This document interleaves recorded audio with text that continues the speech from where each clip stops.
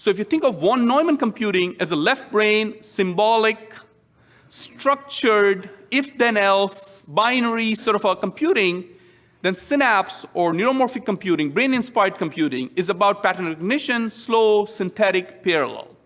On one hand, you have flops, floating point operations per second. On our side, we have SOPs, synaptic operations per second.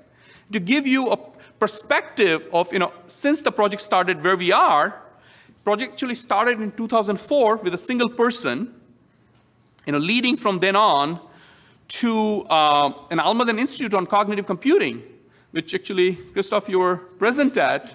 And so it's really great to have you. And then from then on, we worked on the largest blue gene L, the largest blue gene P, and largest blue gene Q to carry out increasingly larger simulations. This is, of course, Henry Markham's favorite one. And then we won the DARPA SyNAPSE project grant and worked very closely with Todd Hilton, Gil Pratt, and Dan Hammerstorm. We mapped out the wiring diagram by collecting the largest data set. We created the worm-scale chips with 256 neurons.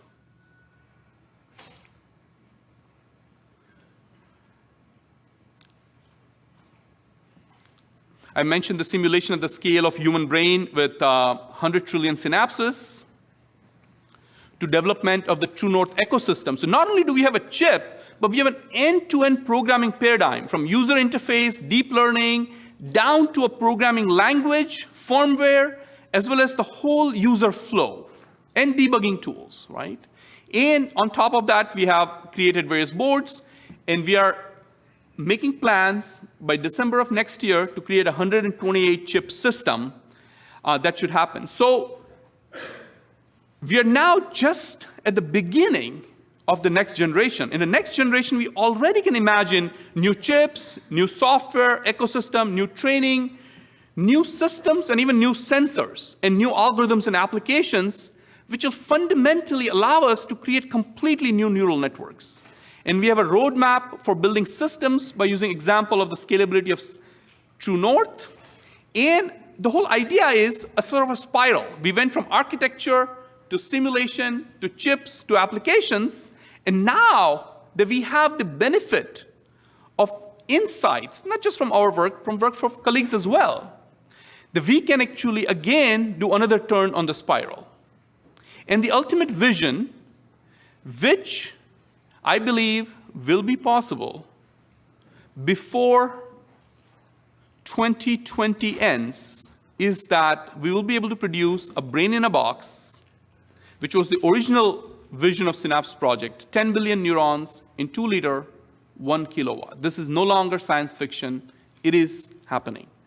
So the project has received a lot of adulation. I just want to flash it in front of you real quick. But this is very important. Last fall, we had a chance to present the tiled board to President Obama, and we received a real signed letter congratulating the team, which has become a prized possession for our team. And it was presented to the House panel on science, as well as Senate panel on science. And with that, I would like to thank the DARPA program managers for their vision, their partnership.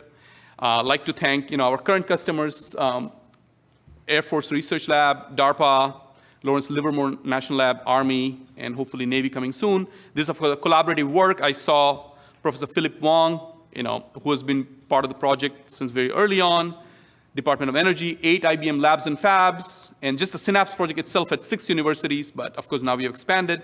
I would like to thank Livermore and NNSA for all the supercomputers that they gave us, and all my wonderful colleagues. It's really a joint work, and some of them at Almaden today. With that, thank you very much for your attention, and thank you for inviting me, Murad.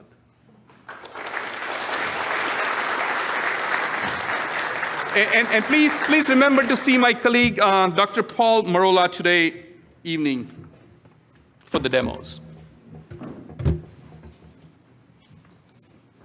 John, so it's the question we agreed upon, right? Pardon? The question we agreed upon, right? Exactly. No. So some of us do backpropagation and spiking neural networks and some other things. But the question that I have is, Right now, your training is done offline. Yes. And I think it would be fantastic to implement all that on a 28-board chip. Do you have any plans to put that learning algorithm into the chip and accelerate that portion of it? We certainly do. Yeah. And it's again, the accelerating learning has to be done with far more care than accelerating inference, as you can understand, because you don't want to tie yourself down so that you cannot explore the full space of learning algorithms. But I'm certainly happy to talk to you about this. So Karl-Heinz. for your brain in the box, 1 liter, you would definitely Two. need 2 liters, sorry. You would, Karl-Heinz, this is not fair. I give you 10 liters. Okay. Okay, but you would still need a different solid-state circuit technology. So what will be your choice? 7 nanometers That would be sufficient to put a brain in a box will of be 10 sufficient. liters. I see. But just to be very fair, IBM has a huge investment in advanced process technology, right? And we are continuing to do that. And as such technology becomes available that can be integrated with the existing process, we stand ready to take advantage of it. So I'm an engineer. I'm not a scientist, and I want to make things work. So I'll accept anything that works. Thanks, Karl-Heinz.